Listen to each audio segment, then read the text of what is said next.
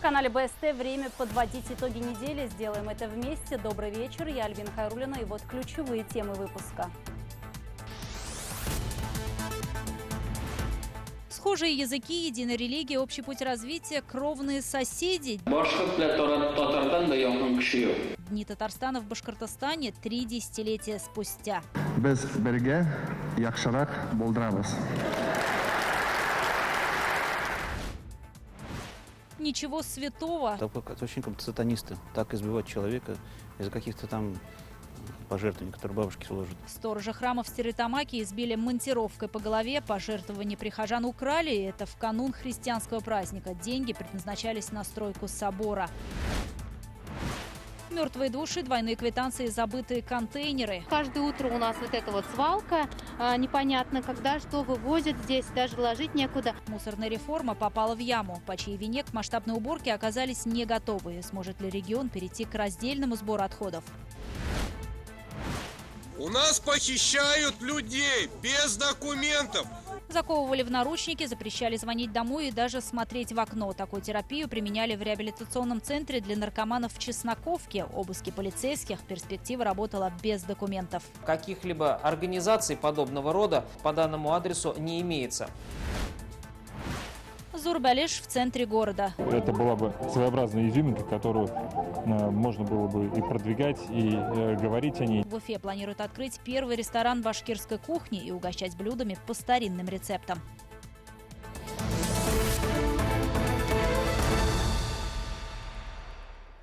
Итак, 800 миллионов рублей выделят Башкортостан на строительство санатория в Крыму. Это только первый транш, заявил Ради Хабиров. Принято кардинальное решение не ремонтировать старые, еще советские корпуса, а возвести на том же месте уже новый объект. Здравница расположится в санаторно-курортной зоне в Евпатории в 30 метрах от берега Черного моря. Эти земли были безвозмездно переданы республике. Первый план был просто реконструкция санатория, но сейчас мы отменили их, и мы, по сути, строим новый совершенно объект, архитектурно красивый, современный. Я могу говорить сейчас о первом этапе. Это строительство лечебно-оздоровительного комплекса, это 800 миллионов рублей. Вот это уже то, что заложено. Это предварительная работа, и вот на этот год 800 миллионов рублей. Ради Хабиров возглавил делегацию Башкортостана на 5-м Ялтинском международном экономическом форуме. На встрече с главой Крыма Сергеем Аксеновым руководители двух республик обсудили перспективы увеличения товарооборота сторон. Выступая же на пленарном заседании форума, Ради Хабиров отметил, что регионы всегда готовы подставить плечо друг другу. Крым уже тиражирует положительный опыт Башкортостана в сфере ЖКХ и в медицине. Ялтинский форум, по словам Ради Хабирова, стал еще одним шагом в продвижении республики. Несмотря на то, что это один из крупнейших субъектов Российской Федерации, о нашем инвестиционном потенциале многие не информированы. Поэтому вот мы сейчас работаем над этой задачей.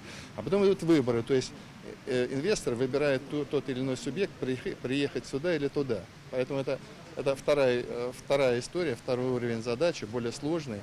Мы просто понимаем, что мы делаем. Ну и в продолжении темы межрегионального сотрудничества исторический визит на неделе в Уфе состоялись Дни Республики Татарстан.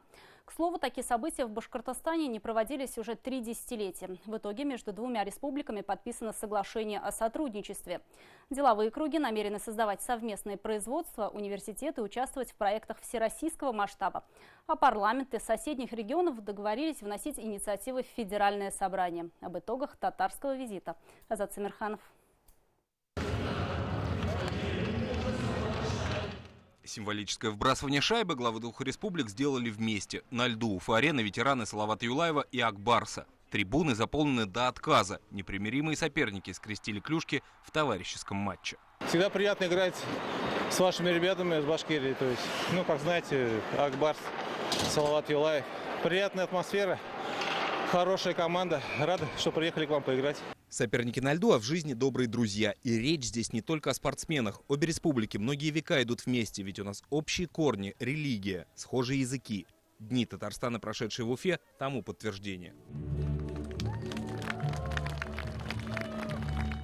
Памятник Габдулле Тукай отлили в бронзе. Классик тюркской литературы, символ дружбы татарского и башкирского народов, сказал на церемонии открытия Ради Хабиров. К слову, Дом Республики Башкортостан располагается на улице Тукаева. Символично, что именно здесь вручили орден Салавата Юлаева президенту Татарстана за вклад в укрепление сотрудничества между братскими республиками. С орденом Салавата Юлаева на груди Рустам Минниханов возложил цветы к памятнику национальному герою. А затем в сопровождении Радия Хабирова осмотрел продукцию машиностроения Татарстана. На площади перед Конгресс-холлом развернулась выставка, которая демонстрирует промышленный потенциал Республики Татарстан. Вот это вот многоцелевые легкомоторные вертолеты «Ансат», способные перевозить как пассажиров, так и грузы. Ну а здесь мы видим легендарный КАМАЗ, который участвует в ралли-рейде Париж-Дакар. Казанский вертолетный завод намерен передать сборку фюзеляжей для винтокрылых машин коллегам из Кумертау. Они же будут производить номенклатуру для новых вертолетов, что позволит получить заказы башкирским машиностроителям. Но и это еще не все. В перспективе у нас центр компетенции композитных лопастей, где нефтехимический комплекс и вот наука Башкортостана может активное участие принять, потому что есть потребность импортозамещения ряда композитных материалов, которых пока нет в России, и это вполне по силам научному комплексу Башкортостана. Товарооборот между Башкортостаном и Татарстаном достигает 34 миллиардов рублей. Однако потенциал для расширения сотрудничества есть, заявили на встрече Радий Хабиров и Рустам Минниханов. В ближайших планах довести эту цифру до 50 миллиардов. Этому будет способствовать подписанное соглашение о сотрудничестве. Наши рынки открыты друг другу, и у нас есть то, что интересно Татарстану, потребителям Татарстана, и, конечно, в Татарстане есть то, что нам интересно. Поэтому первое, для чего мы подписывали это соглашение, для того, чтобы неким дополнительный импульс дать увеличение контактов, увеличение взаимодействия нашего бизнеса, наших предпринимателей и предприятий. Подписанный документ позволит расширить контакты с соседней республикой в промышленности, бизнес-кооперации, высшем образовании, культуре, языках и религии. Для этого в Казани откроют постоянное представительство Башкортостана, о чем заявил Радий Хабиров. Рустам Минниханов пообещал оказать содействие в подборе необходимого помещения. Для каждого региона, для каждого важны рынки. И, конечно, торговые, экономические наши отношения очень важны. Но, кроме этого, у нас очень много гуманитарных проектов. Это и театры наши, и творческие коллективы, это и образовательные программы. Сейчас это и спорт.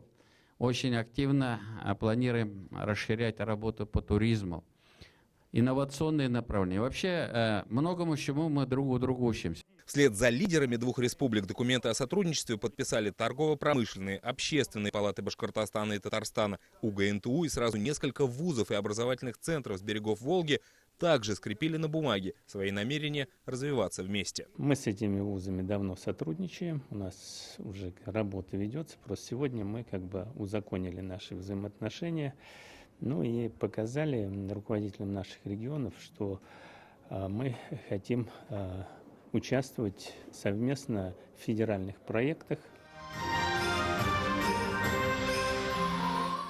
Дни Республики Татарстан открылись масштабным концертом мастеров искусств с берегов Волги. А Гузель Уразова и ее супруг-певец Ильдар Хакимов удостоились звания заслуженных артистов Башкортостана. Фадис Ганиев и Лилия Бектимирова, в свою очередь, теперь являются заслуженными артистами Республики Татарстан. В фойе концертного зала Башкортостана развернулась целая экспозиция, посвященная истории и культуре соседней республики. На одном из стендов уникальные экспонаты из Государственного архива Татарстана. Что объединяет татарские и башкирские народы, это тамга. Тамга – это родовой знак, который использовали такие и знатные люди, и крестьяне. То есть у каждого рода был свой родовой знак – это тамга. Дни Республики Татарстан в Уфе стали самыми насыщенными за всю новейшую историю, ведь они не проводились в Башкортостане 3 десятилетия. Об этом лидеры двух республик говорили с председателем Дздум России Талгатом Таджуддином. Стороны обсудили вопросы межконфессионального сотрудничества и перспективы развития системы исламского образования. Ведь у нас общая культура, традиции и религия, которые тесно переплетены сквозь века и поколения. Азат Самирханов, Артур Ханов, Виктор Беренков, Артур Елаев и Родион Матвеев. Итоги недели. Стартуем в День города. На неделе определились даты начала строительства 3-го Бельского моста в Уфе. Заложить первый камень в основании автомобильной переправы в створе улицы Воровского планируют 12 июня. Заверяют, на то, чтобы по новому мосту пустить движение, рабочим понадобится не больше 2 лет. Этого события ждет и наш корреспондент Азат Садриев, который, как и тысячи уфимцев, простаивает в утренних пробках по пути на работу. В будние дни с 8 до 9 утра по этому мосту в город въезжает более 6 тысяч автомобилей. В понедельник трафик традиционно увеличивается, что приводит к образованию многокилометровых пробок. Они растягиваются в сторону аэропорта и микрорайона Дема. После строительства 3-го моста, который должен соединить 2 уже существующих, пропускная способность гидросооружений увеличится в разы. Этого с нетерпением ждут почти 130 тысяч водителей, которые ежедневно въезжают и выезжают из города в южном направлении. При этом количество автомобилей с каждым годом растет, а техническое состояние сооружений, несмотря на проведенный ремонт, вызывает опасения. Старый мост, построенный еще в 1956 году, едва справляется с возросшими нагрузками. Даже после замены 2 деформационных швов проезд по нему разрешен только для легковых автомобилей. Машин очень много сейчас. Я живу как бы вот здесь сам на Цыганской поляне, на Школьной. Ну и работаю, получается, езжу постоянно здесь. И в часы пик здесь вообще ужасно, просто ужасная история. Здесь такие пробки, тут люди по 20, по 30 минут, по 40 минут не могут попасть на работу. Поэтому строительство этого моста нужно обязательно. Просто необходимость это. Сейчас тем более за городом, сами понимаете, все строится, расширяется. Народу очень много там живет. Пробки здесь постоянно. Что утром, в основном утром в город, вечером на выезд из города. Выходные то же самое. Еще если авария здесь, то все, приехали. Ладно, хоть и маленький реверс есть, но разгружает. А если его бы не было, то было бы еще хуже. Сдвинуть многолетний вопрос о строительстве еще одного моста удалось после того, как Ради Хайбиров в рамках транспортного форума в Москве встретился с руководством Росавтодора. Заявка республики на возведение 3-полосной вставки была принята и одобрена. Бюджет проекта 3,5 миллиарда рублей с освоением до декабря 2021-го. Распоряжением правительства России первый транш в размере 500 миллионов уже переведен. Еще 100 миллионов на этот год заложено в региональном дорожном фонде. 1984 года постройки мост включает в себя сегодня 5 полос движения, то есть всего будет 8 полос движения. После этого мы пока до сих пор еще не приняли решение относительно дальнейшей судьбы моста 1956 года постройки. Учитывая, что он находится в сложном состоянии, мы различные варианты сегодня рассматриваем, но, скорее всего, это будет пешеходный мост, который будет интегрирован в общую систему набережной, которая сегодня также реконструируется и строится к столетию образования республики. Протяженность нового моста в створе улицы Воровского составит 688 метров. Объект сложный, говорят заказчики, но его возведение продиктовано временем. После окончания работ все 3 сооружения составят единую конструкцию. Различие кроется в материалах. Вставка будет держаться на 7 цельнометаллических опорах вместо 11 на соседних мостах. Ширина 3 полос составит почти 4 метра каждая. За строительством автолюбители смогут наблюдать, проезжая мимо. Проект выполнен таким образом, чтобы не создавать дополнительных трудностей для движения. Мост-вставка строится без закрытия и старого моста, и нового моста. То есть мы никаких неудобств нашим автолюбителям доставлять не будем. Значит, надвижка металлической плиты будет проходить с левого берега. Там есть отдельная площадка, стапельная так называемая площадка. Поэтому как такового ожидаемого затруднения движения на въезде и на выезде из города мы не планируем. Планируется, что конкурс на проведение строительно-монтажных работ будет завершен до 29 мая. С документацией у Республиканского гостранса проблем нет. Все необходимые положительные заключения получены. Масштабные реконструкции запланированы и на других гидросооружениях, обеспечивающих беспрепятственный въезд и выезд из города. Это вот не единственный въезд в Уфу. Есть еще несколько мостов. Скажите, будут ли какие-то работы там проводиться, ремонтироваться или строятся новые гидросооружения? Безусловно, уже со следующего года предполагается начать капитальный ремонт 2 мостов, крупнейших въездов в город. Это Шакшинский, Затонский мост.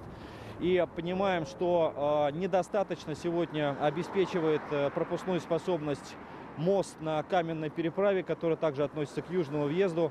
Для этого уже сегодня запланировано мероприятие по реконструкции и расширению проезжей части улицы Пугачева с организацией движения у монумента Дружбы.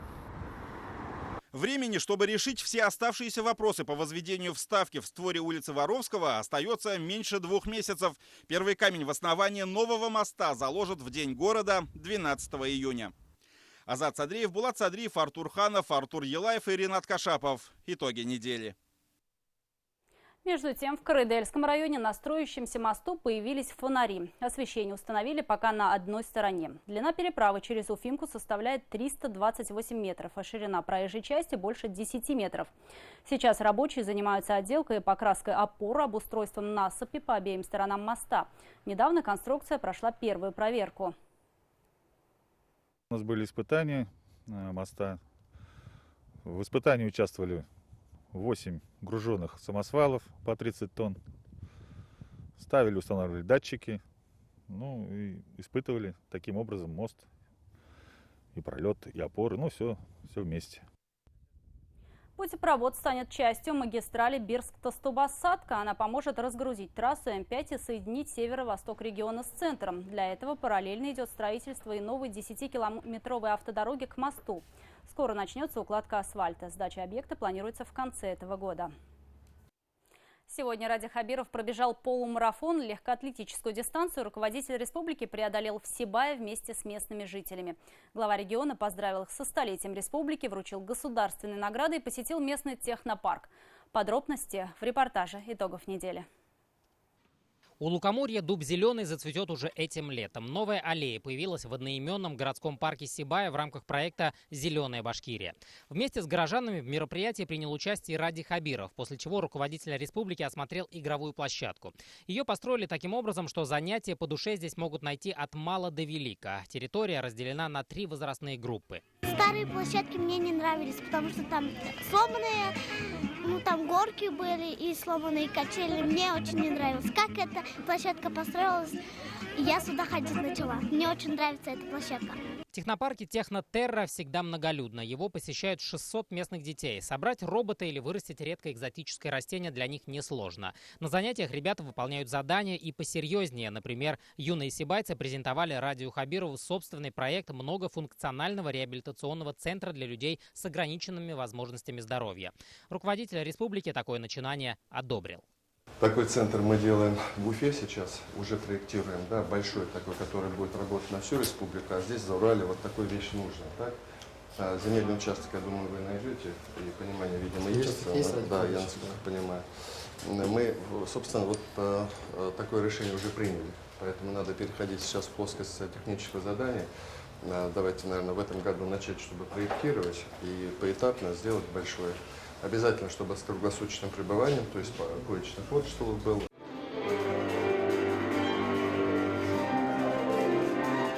Сибай празднует столетие со дня образования республики. В честь этого Ради Хабиров вручил горожанам почетные грамоты и благодарственные письма главы региона. Обладателями наград стали ликвидаторы очагов тления руды на местном карьере, врачи, учителя. Далее торжества продолжились в Сибайском государственном башкирском театре драмы. Я с радостью приехал сегодня к вам на праздник, чтобы от души поздравить вас с знаменательной датой, столетием нашей республики. Особенно волнительно отмечать вековой юбилей здесь, в местах, где она, по сути, зарождалась. И мы хотим, чтобы и в наши дни Зауралье стала важной точкой развития Башкортостана. Ради Хабиров поддержал идею возрождения национальных промыслов. Этот вопрос руководитель республики обсудил с мастером по изготовлению изделий из натуральной кожи. Раньше у башкира ремесло было довольно распространено.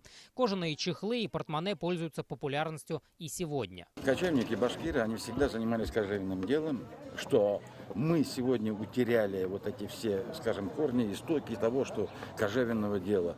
И на это дело он сказал, да, мы пристально хотим обратить внимание, чтобы возродить данное ремесло наших башкир-кочевников.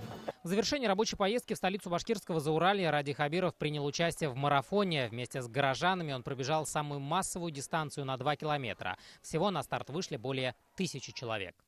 Равиль Ватолин, Азат Садриев, Артур Елаев и Виктор Меренков. Итоги недели. Сибай.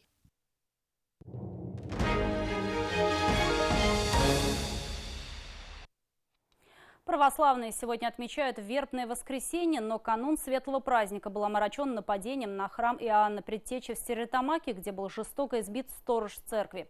Сейчас мужчина находится в реанимации. Налетчикам удалось попасть в здание и украсть пожертвования прихожан. Преступников сейчас разыскивают правоохранительные органы, они попали в объективы сразу нескольких камер видеонаблюдения. Репортаж Динары Таймасхановой. Это очень как сатанисты. Так избивать человека из-за каких-то там 8-7 тысяч. Назвать другими словами настоятель отец Евгений людей с такой жестокостью избивших пожилого сторожа храма не может. На кадрах с камер видеонаблюдения видно, что нападавших было двое. В масках, перчатках и в капюшоне. Преступление планировали, скорее всего, несколько дней. Жестоко и беспринципно многочисленные удары железной монтировкой сыпались на голову мужчине, уже лежавшего без сил. Не остановило налетчиков ни святое место, ни канун светлого праздника. Это как бы вызов всему нашему городу с таким жестоким избиением.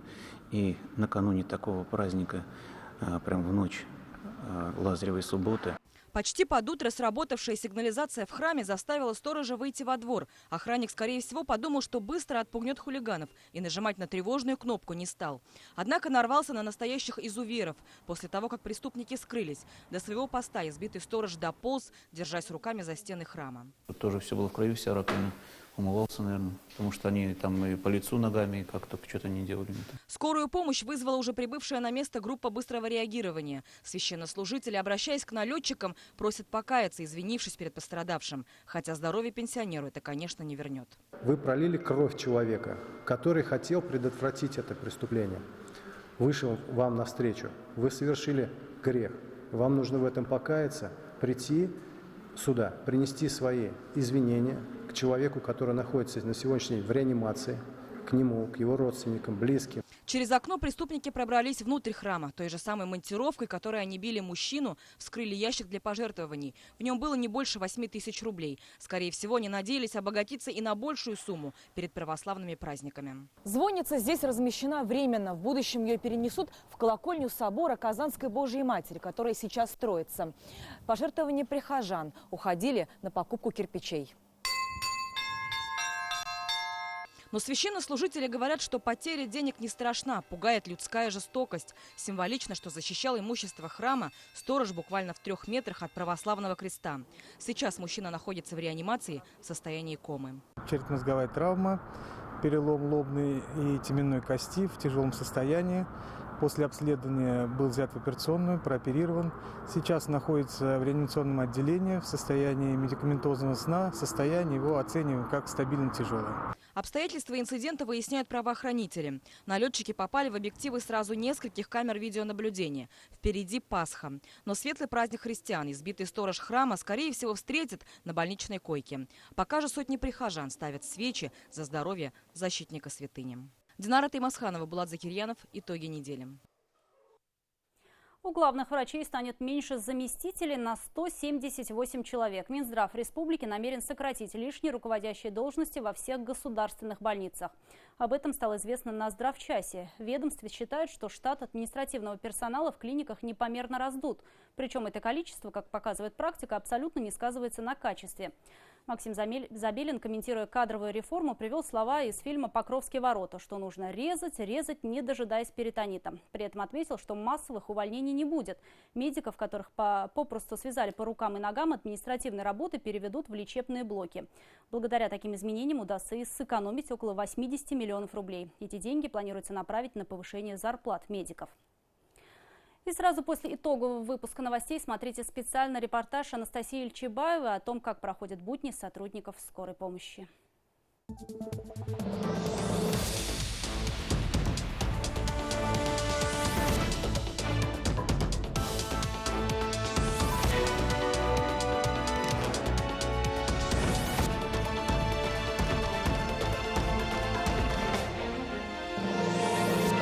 Без права на защиту.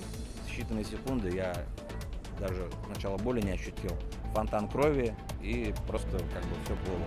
Истории нападений на врачей скорой помощи, когда госпитализация понадобилась им самим. Получил отсрочку, может быть, а может быть и вообще индульгенцию за этот случай. То есть он не понесет никакого наказания. Из темноты. С какой целью? Почему медики боятся дежурить в ночное время? Наша съемочная группа вместе с бригадой скорой помощи заступила на смену. Медицинский спецназ. Это не просто, как некоторые нас называют, медицинское такси. Кто они, сотрудники скорой помощи, и что заставляет их каждый раз надевать форму с красным крестом на груди, несмотря на все трудности и опасность для жизни? Вы спрашивали, зачем мы приходим на работу вновь? Отчасти из-за этого. Смотрите сегодня в 22:15, сразу после итогового выпуска новостей. Специальный репортаж «Вся жизнь под сиреной».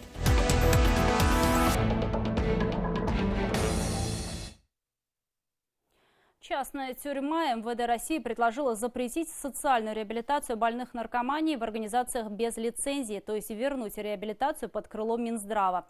Пару лет назад они были выведены из состава наркологической помощи. И что в результате? В таких псевдоклиниках зачастую калечат, нежели лечат.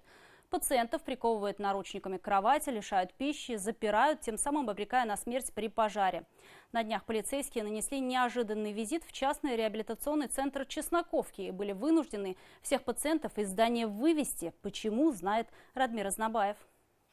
У нас похищают людей без документов, сотрудники ФСКН. Пациенты частной наркологической клиники вышли за ее порог раньше, чем планировали. Принудительной выписке поспособствовали полицейские с управления наркоконтроля. Люди в масках оцепили реабилитационный центр «Перспектива» и провели там обыск.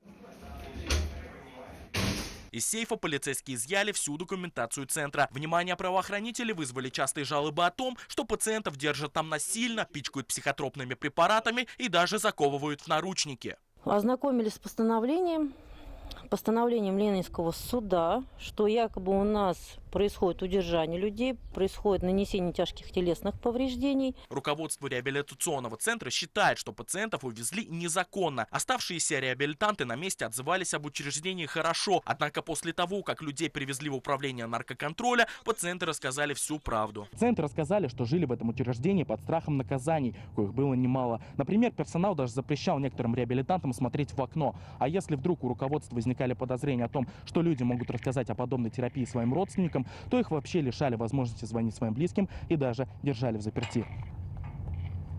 Этот дом страха напомнил об еще нескольких случаях незаконного лишения свободы и пытках. В Кушнаренковском районе полицейские накрыли подобное учреждение еще в январе 2017 года. Там, по версии следствия, пациентов за непослушание связывали, избивали и обливали холодной водой. Годом ранее из-за таких нарушений реабилитационный центр сгорел в Стерлитамаке. Тогда в пожаре погибли 12 пациентов. Они не смогли выбраться, потому что двери закрывали на ночь. Теперь же руководителя так называемой клиники на 9 лет и отправили в места не столь отдаленные. В ходе проверки Чесноковской перспективы выяснилось, что этот центр вообще незаконный. Фактически каких-либо организаций подобного рода, зарегистрированных и аккредитованных в соответствии с законодательством, по данному адресу не имеется. МВД России намерены запретить социальную помощь людям, страдающим наркоманией и алкоголизмом в частных центрах. Соответствующий законопроект будет внесен в Госдуму. А вот перспектива Чесноковского заведения переехать из неаккредитованного учреждения уже в казенное. Им грозит до 2 лет тюрьмы. Радмир Азнабаев, Артур Ханов, Виктор Миренков, Булат Закирьянов, Уфимский район. Итоги недели.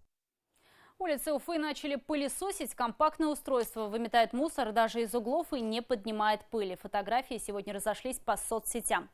Между тем, на экологическом форуме подвели итоги первого этапа мусорной реформы. Результаты неутешительные. Квитанции на умерших, двойные платежки и нехватка баков для ТКО. Это лишь часть из того, с чем жители столкнулись в большинстве городов и районов республики. А ведь предполагалось, что новшество должно, наоборот, навести порядок в этой сфере. Так почему вышло, что реформа пока катится в яму мусорную, пытался разобраться наш корреспондент. Мусорная реформа. Автор этого видео явно переусердствовал, убирая мусор. Мешки с отходами он собрал, а вот как от них избавиться, заранее не подумал. Поблизости нет ни одной контейнерной площадки, а потому мужчина был вынужден загрузить все в салон своей легковушки.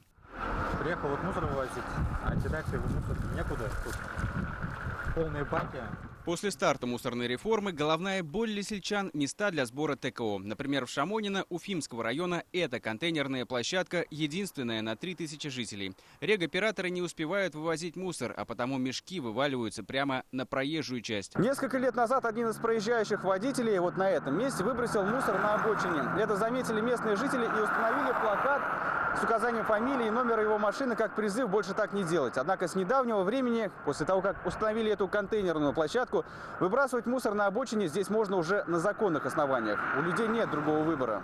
Каждое утро у нас вот эта вот свалка, непонятно когда, что вывозят здесь, даже ложить некуда. Поэтому я один раз только или два раза воспользовалась этой услугой, а в остальное время то складировала в гараже, то увозила своими силами этот мусор в город.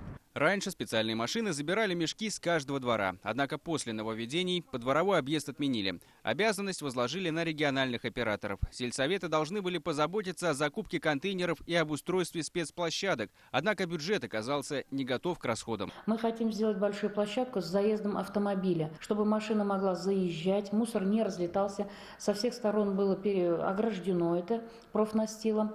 Для такой контейнерной площадки для 5 контейнеров по требованию Минэкологии где-то 900 тысяч будет одна площадка стоить.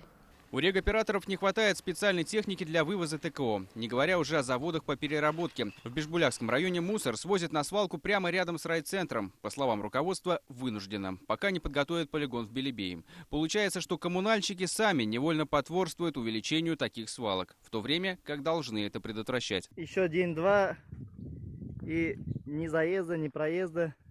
Не будет ничего. Наверное, ничего не будет. Другой наболевший вопрос – оплата услуг. Населению приходят двойные платежи, приписывают несуществующих жителей. В Нефтекамске у офиса регоператора очередь из возмущенных. Почему мы все должны ходить в ЖКХ, брать справку, платить за эту справку, прийти сюда и эту справку доказывать? Это не наша вина. Мы деньги платим, еще мы должны сами же ходить за этой справкой. Порой доходит до абсурда. Елена Арямнова очень удивилась, когда увидела в платежном документе имя своего покойного дедушки. Ветерана Великой Отечественной уже почти 20 лет нет в живых, но недавно коммунальщики вспомнили о нем не как о герое, а как о должнике. Уже прошла и перепись населения, и выборы несколько раз, и в списках, которые подавал сельсовет, всегда были правильные данные. Нам очень интересно, как произошла такая ситуация, потому что это не единичный случай в этом населенном пункте, в этой деревне. Путаницу в квитанциях сами регоператоры объясняют тем, что вынуждены самостоятельно нарабатывать базу жильцов. В паспортном столе или управляющей компании таких сведений, ссылаясь на конфиденциальность, не дают. Вот в компаниях и выкручиваются как могут. Данные поступают с разных источников, да, и в одном источнике ввели там, условно говоря, описывали там проспект юбилейный, а в другом юбилейный проспект. И система, когда сравнивает, она не видит этих двойников, она их воспринимает как разные. Сейчас система работает с многочисленными изъянами, но эксперты отмечают, все развитые европейские страны тоже когда-то начинали с этого. Тяжело идет понимание между населением, регоператором, властью, потому что и причин этому тоже много. Наша вина в чем? Мы не подготовили население, мы сами не были готовы, но не начинать эту реформу было уже преступлением. Постепенно начнется переход на следующий этап мусорной реформы – раздельный сбор отходов. Впрочем, некоторые экоактивисты приступили к нему уже сейчас. К примеру, Гульназ Гафиева и Тимур Сиддиков собирают заявки от жителей на раздельный вывоз картона, стекла, пластика и сдают их на переработку. И для этого им даже не жалко своей иномарки. Артур Шамсудинов, Ильнур Юмагулов и Константин Романов. Итоги недели. Ну а теперь о других событиях, без которых картина недели была бы неполной. Новости короткой строкой. Вместо покупателей люди в черных масках и с огнестрельным оружием ворвались в скандально известный автосалон по улице Новосибирской, где прошли обыски. По версии следствия, менеджеры салона намеренно привлекали объявлениями о продаже авто по сниженным ценам. Однако после того, как покупатели вносили первый взнос и заключали договор, выяснялось, что машина стоит намного дороже. Разница порой доходила до 500 000 рублей. С клиентов, которые отказывались от такой покупки, требовали неустойку в размере 30% от стоимости. Возбуждено уголовное дело. Автобус со школьниками в Белорецком районе съехал в реку. Детей везли из школы домой в деревню Отнорок. В салоне находились 17 пассажиров. К счастью, никто не пострадал. Мост через реку обрушился еще в октябре прошлого года. Для 230 жителей села он был единственным путем, связывающим их с цивилизацией. Тогда проблему решили путем насыпки объездного пути, но и он оказался недолговечным.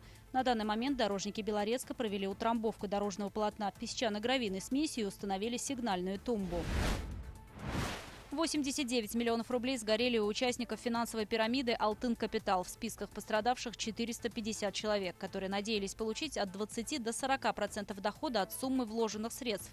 Руководителю предприятия предъявлено обвинение в совершении мошенничества в особо крупном размере.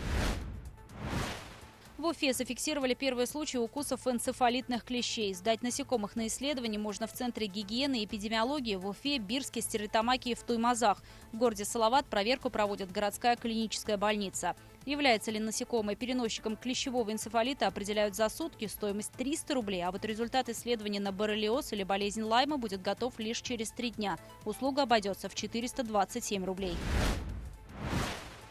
Под Уфой исчез целый водоем. Буквально за несколько недель большой пруд в поселке Нагаево превратился в высохший овраг. Все обитатели водной фауны погибли, сейчас дно буквально усеяно мертвой рыбой.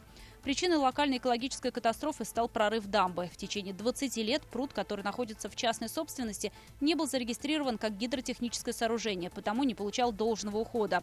После случившегося межевание провели. Собственник заверяет, что водоем вновь вернется в свои берега. Одну из самых престижных театральных наград России привезли в Уфу. Артисты Башкирского академического театра драмы имени Мажита Гафури стали лауреатом фестиваля «Золотая маска». Спецприз жюри вручила за сценическое прочтение романа Гузель Яхиной «Зулейха открывает глаза». На постановку, что весь год идет на сцене, билеты раскуплены за месяц. 16 лет книжных страниц уместились в 3-часовой спектакль.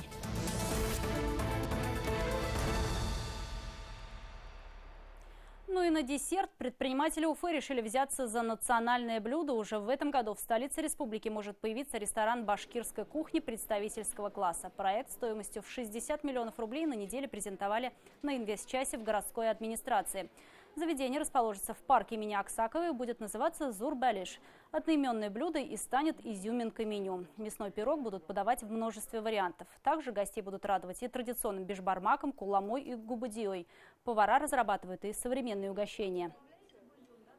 Мы на основе только меда рымчака разработали 15 видов десертов. Она не должна стоять на месте, все в движении. Мир меняется, и башкирская кухня...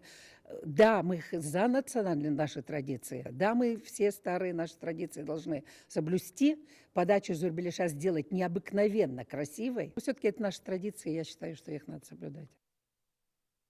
Идею создания национального ресторана в мэрии поприветствовали, добавив, что подобное заведение остро необходимо городу. Ежедневно Уфа принимает 2-3 тысячи туристов и несколько официальных делегаций.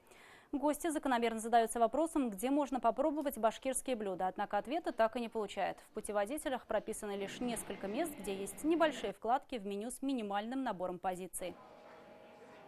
Хотелось бы, конечно, в нашем городе видеть истинно башкирский ресторан. И это была бы своеобразная изюминка, которую можно было бы и продвигать, и говорить о ней, демонстрировать ее с любой точки зрения, и с точки зрения культуры, и с точки зрения гастрономии, и с точки зрения вот этого вау-эффекта, которого порой не хватает.